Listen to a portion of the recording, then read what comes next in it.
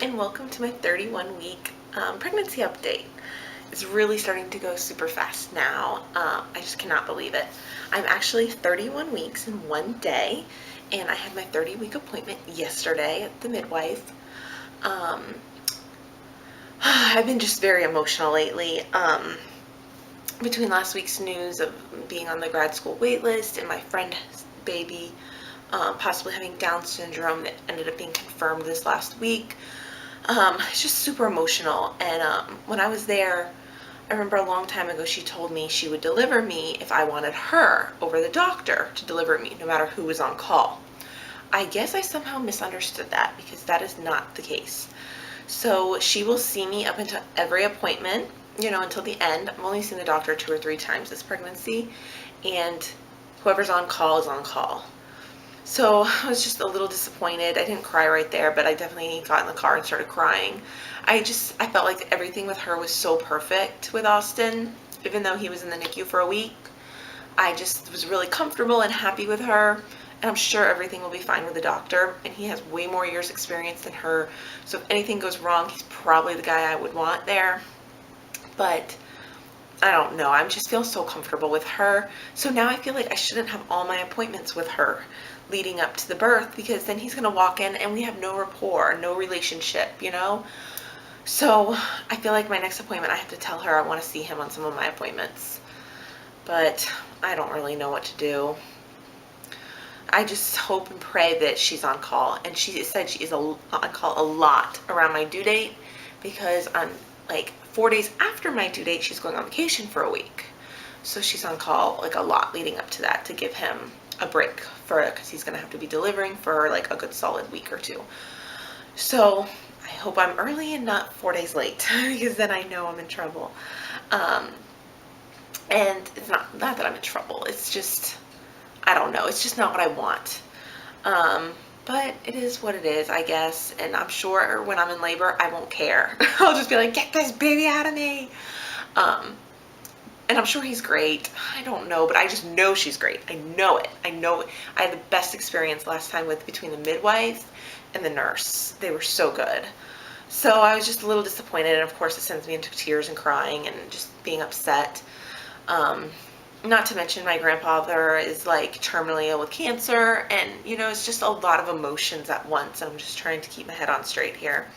And my in-laws were in town for a week last week, which is very stressful and causes a lot of tension between me and my husband. So we spent a lot of time with them, like 4 or 5 days.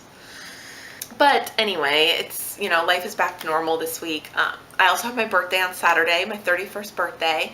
So that was a lot of fun. I really wanted to go do something outside, but it was pouring down rain like all day. So the next best thing is I just ate a bunch of food, a bunch of free food at that. So I went to Denny's in the morning, and if you show your ID, you get a free Grand Slam breakfast on your birthday. So I had a free breakfast there.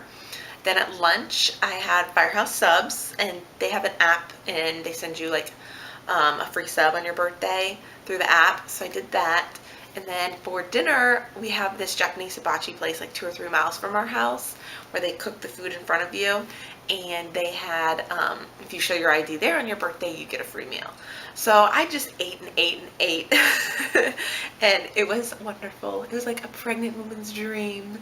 So it was a really good day, and my husband was not complaining. He was like, okay, yep, well, let's go eat. So we had a really good day, and Austin was awesome, and he was a really good baby, toddler. When we took him to all these places to eat and everything, and he really liked them cooking in front of him. I thought he would be scared of the fire and everything, and for 1 second I thought he was going to be, but then he started clapping for the lady, our chef. So that was really, really cute. But as far as pregnancy goes, for 31 weeks, I have been still kind of not sleeping on my belly exactly, but more on my belly, like at an angle. Sometimes I feel like it's probably not the best, so I'm trying to be more conscious about being on my side, but then I wake up on my back. So I'm just doing the best I can with that. I did have a bloody nose this week, which I had with my first pregnancy, but it was in the first trimester, so it's weird that I'm having it this time in the 3rd trimester. I remember once having a little bit of blood under my nose in the first trimester this time, but it wasn't a big deal. But this one was a little bit more. My in-laws came over one day and watched Austin for like 5 or 6 hours. Or they came a couple times in the week and watched him for a few hours. So I really had nothing to do after like the first day. So I ended up going to the track and walking one day, and I went to the hospital and registered. So all my registration is done. The only thing is with my insurance, I didn't expect was it's $350 a night in the hospital. So they were like, you need to pay the deposit, which is the first night. So you need to pay for the first $350. So I was not expecting that. So luckily I had my credit card on me, and I just gave it to them, and I was like, oh my gosh. So I told my husband later, I'm like, oh, it's going to be $700 right there. And who knows how much more. They nickel and dime you so bad with all of this stuff. But the worst part about it is when it's just unexpected. You're like, hey, you need to pay $350 right now. It's like, what? Not in the budget. Not in the budget at all. And we hardly have any budget right now. You know, it's just, things are just tight, tight, tight. But I mean, I guess that's everybody with, you know, one income and a family. It's just tight. Austin has been so sweet, though. We taught him that there's a baby in my belly and to kiss the belly.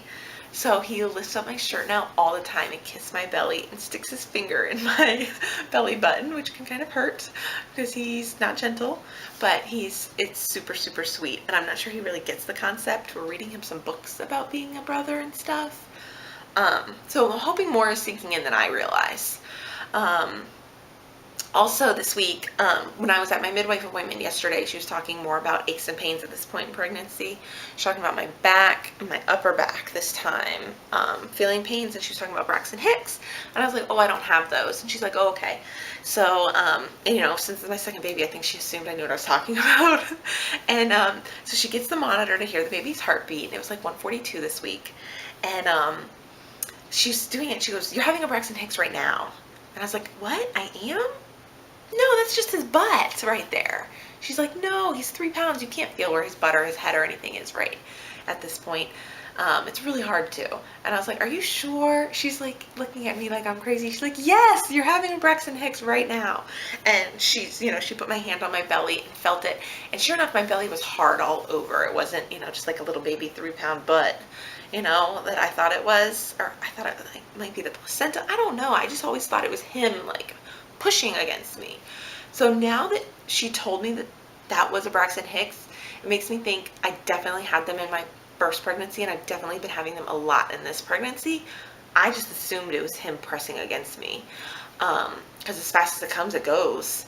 So interesting. And it was, so the only way I can describe it is kind of like when you feel like you get elbowed or kicked or something, but a more all over, and not just this in the small area. So I really had to feel my belly to feel that it was happening. And after she pointed that out, I kept having them like the rest of the afternoon, and some of them were stronger, and I would feel my belly just to feel how hard it was, and I could almost feel a very faint light contraction, and I wouldn't, not like a contraction like when you're in labor. So I shouldn't call it a contraction, but that's what it is.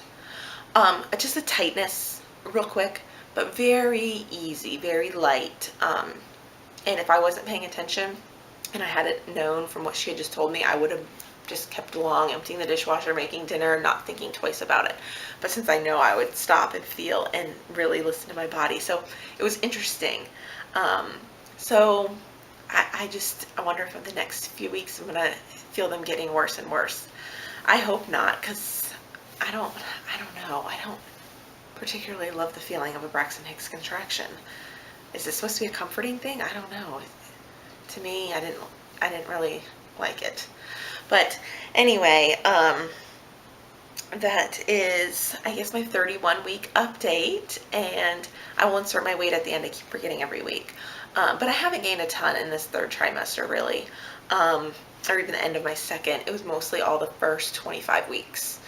I pretty much gained all of it in the first 25 weeks, but she was happy with my weight gain thus far.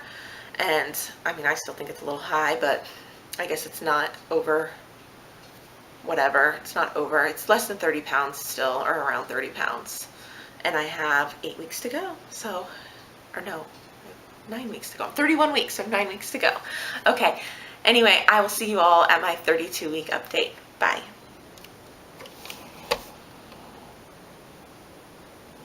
177.1.